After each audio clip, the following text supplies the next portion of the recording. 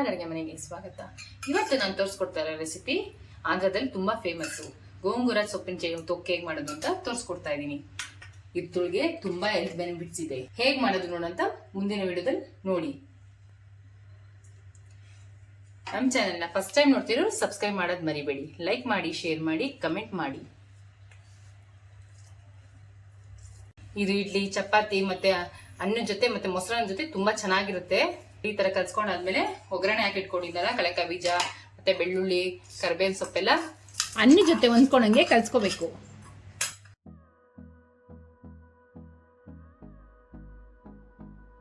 ನೋಡಿ ಎಷ್ಟು ಚೆನ್ನಾಗಿದೆ ಅಲ್ಲ. ಸೊಪ್ಪನ್ನ ಈ ತರ ತೊಳೆದ್ಬಿಟ್ಟು ಆರಾಕ್ ಬಿಡ್ಬೇಕು. ಒಂದ್ ಸ್ವಲ್ಪನೂ ನೀರಿನಾಂಶ ಇಲ್ದಿರಂಗೆ ಡ್ರೈ ಆಗ್ಬೇಕು ಸೊಪ್ಪು.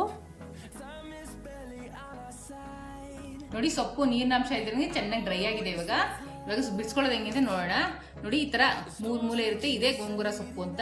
ಇದ್ರೊಳಗೆ ನಾರಾಂಶ ಇರುತ್ತೆ, ಹುಳ್ಳಿಕಾಳು ಇರುತ್ತಲ್ಲ ಆ ತರ ನಾರಾಂಶ, ಅದನ್ನ ತಕ್ಕೋಬೇಕು. ಕೆಲವು ಎಳೆ ಸೊಪ್ಪಲ್ಲಿ ಇರಲ್ಲ, ನೋಡಿ ಈ ತರ ಬಲ್ತಿರೋ ಸೊಪ್ಪಲ್ಲಿ ಇರುತ್ತೆ. ನೋಡಿ ಈ ತರ ಈ ಮಧ್ಯದಲ್ಲಿ ಇರುತ್ತೆ ನೋಡಿ ಕಡ್ಡಿ, ಅದನ್ನ ತೆಗ್ದ್ಬಿಟ್ಟು ತೆಗ್ದಾಕ್ಬಿಡ್ಬೇಕು. ಎಲೆ ಮಾತ್ರ ಬಿಡಿಸ್ಕೋಬೇಕು. ಈ ತರನೇ ಎಲ್ಲ ಬಿಡಿಸ್ಕೊಂಡು ಇಟ್ಕೊಂಡ್ಬಿಡ್ಬೇಕು ಫಸ್ಟ್. ನೋಡಿ ಈ ತರ ಎಳೆಯದಿದ್ರೆ ಇರಲ್ಲ, ಅದನ್ನ ಹಿಂಗೆ ತಕ್ಕೋಬಹುದು.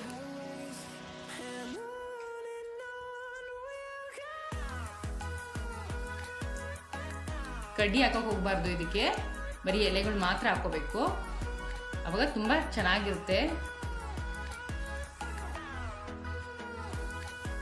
ಈ ತರ ಬಿಡಿಸಿಟ್ಕೊಂಡಾದ್ಮೇಲೆ ಹೇಗೆ ಮಾಡೋದು ನೋಡೋಣ. ಇವಾಗ ಸೊಪ್ಪನ್ನ ಹುರ್ಕೊಂಡ್ಬಿಡೋಣ. ಒಂದು 4 ಟೇಬಲ್ ಸ್ಪೂನ್ ಎಣ್ಣೆ ಹಾಕೊತಾ ಇದ್ದೀನಿ. ನಾನು ಇವತ್ತು ಬಳಸ್ತಾ ಇರೋದು ಕಳೆಕಾಯಿ ಎಣ್ಣೆ.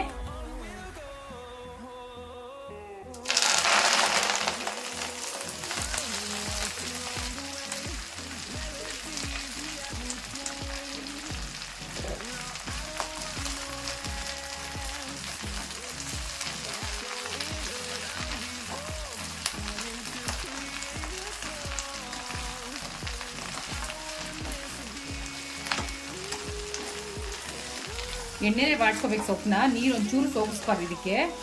ನೋಡಿ ಬಾಡ್ತಾ ಬಾಡ್ತಾ ಕಲರ್ ಚೇಂಜ್ ಆಗುತ್ತೆ, ಅಲ್ಲಿ ತನಕ ಬಾಡ್ಸ್ಕೋಬೇಕು. ಹಸಿ ವಾಸನೆ ಹೋಗೋರ್ಗು ಬಾಡ್ಸ್ಕೋಬೇಕು. ನೋಡ್ತಾ ಇದ್ದೀರಾ ಎಷ್ಟು ಚೆನ್ನಾಗಿ ಕಲರ್ ಚೇಂಜ್ ಆಗಿದೆ ಅಂತ.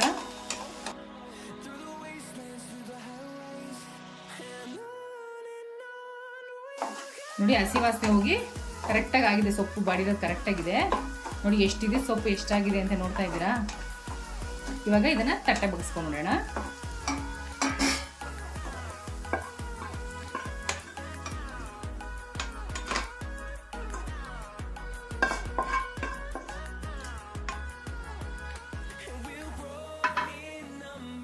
ಒಂದೊಂದಾಗೆ ಮಸಾಲೆ ಪದಾರ್ಥಗಳನ್ನ ಹುರ್ಕೊಂಡ್ಬಿಡೋಣ.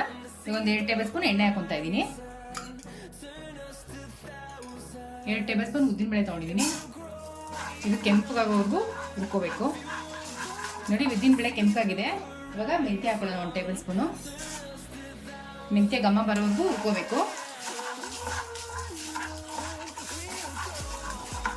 1 ಟೇಬಲ್ ಸ್ಪೂನ್ ಸಾಸಿವೆ,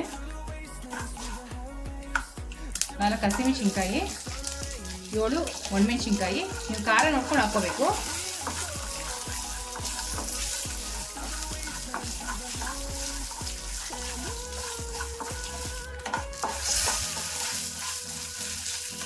ಆಗಿದೆ. ಇದು ಸ್ಟವ್ ಆಫ್ ಮಾಡ್ಕೊಂಬಿಡೋಣ. ಇದು ಆಫ್ ಮಾಡ್ಕೊಂಡ್ಮೇಲೆ 1 ಟೇಬಲ್ ಸ್ಪೂನ್ ಹಿಂಗೆ ಹಾಕೋಬೇಕು.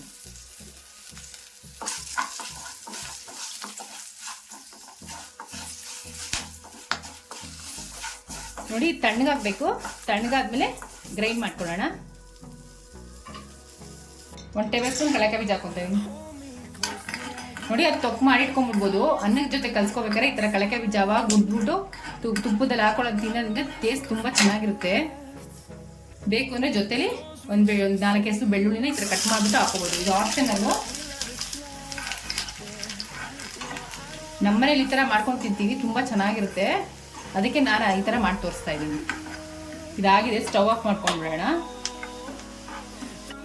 ಸ್ವಲ್ಪ ಕರಿಬೇವು ಸೊಪ್ಪು.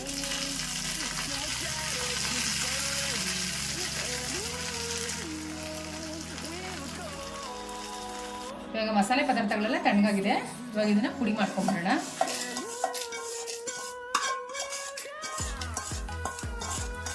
ನೀರು ಒಂಚೂರು ಹಾಕ್ಬಾರ್ದು, ಡ್ರೈಯಾಗೆ ಪುಡಿ ಮಾಡ್ಕೋಬೇಕು.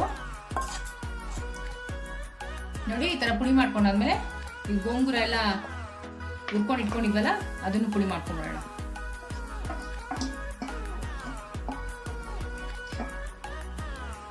ನೋಡಿ ಈ ಥರ ಗಟ್ಟಿಯಾಗಿ ರುಬ್ಕೋಬೇಕು, ಒಂಚೂರು ನೀರು ಸೋಗಿಸ್ಬಾರ್ದು. ನೀರು ಸೋಗಿಸಿದ್ರೆ ಮಾಡಿದ್ರೆ 8 ರಿಂದ 10 ದಿವಸ ಆರಾಮಾಗಿ ಇಟ್ಕೊಂಡು ತಿನ್ಬೋದು. ಇವಾಗ ಒಂದು ಒಗ್ಗರಣೆ ಹಾಕೊಂಡ್ಬಿಡೋಣ. 4 ಟೇಬಲ್ ಸ್ಪೂನ್ ಎಣ್ಣೆ ಹಾಕೊತೀನಿ.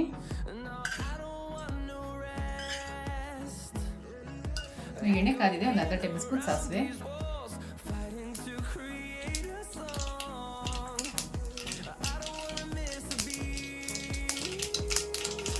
ಒಂದು ಅರ್ಧ ಟೇಬಲ್ ಸ್ಪೂನ್ ಅರಿಶಿನ,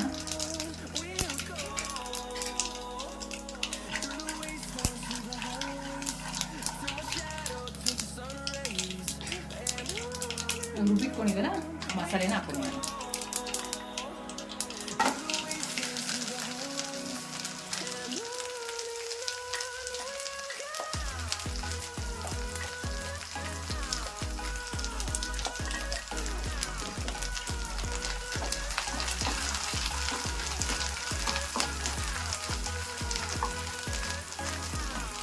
ಇದು ಎಣ್ಣೆಲೆ ಚೆನ್ನಾಗಿ ಫ್ರೈ ಆಗಬೇಕು.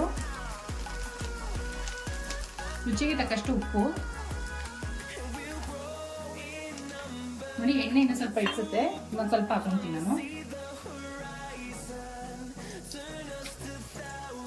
ಇದು ಚೆನ್ನಾಗಿ ಎಣ್ಣೆ ಬಿಡೋ ತನಕ ಫ್ರೈ ಮಾಡ್ಕೋಬೇಕು. 1 2 ರಿಂದ 3 ನಿಮಿಷ ಆಗುತ್ತೆ.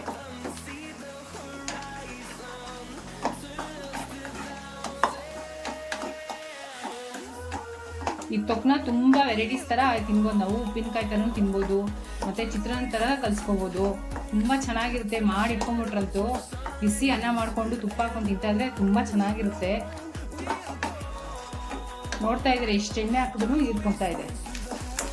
ದೋಸೆಗೆ, ಇಡ್ಲಿಗೆ, ಚಪಾತಿಗೆ ಮತ್ತು ಮೊಸರನ್ನ ನೆಂಚ್ಕೊಂಡ್ರು ತುಂಬ ಚೆನ್ನಾಗಿರುತ್ತೆ.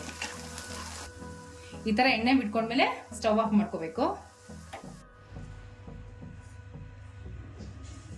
ಇದು ಇಡ್ಲಿ, ಚಪಾತಿ ಮತ್ತು ಅನ್ನದ ಜೊತೆ ಮತ್ತು ಮೊಸರನ್ನ ಜೊತೆ ತುಂಬ ಚೆನ್ನಾಗಿರುತ್ತೆ. ನೋಡಿ ಈ ಥರ ಕಲ್ಸ್ಕೊಂಡಾದ್ಮೇಲೆ ಒಗ್ಗರಣೆ ಹಾಕಿ ಇಟ್ಕೊಂಡಿದ್ದಲ್ಲ ಕಡಲೆಕಾಯಿ ಬೀಜ ಮತ್ತು ಬೆಳ್ಳುಳ್ಳಿ, ಕರಿಬೇವಿನ ಸೊಪ್ಪೆಲ್ಲ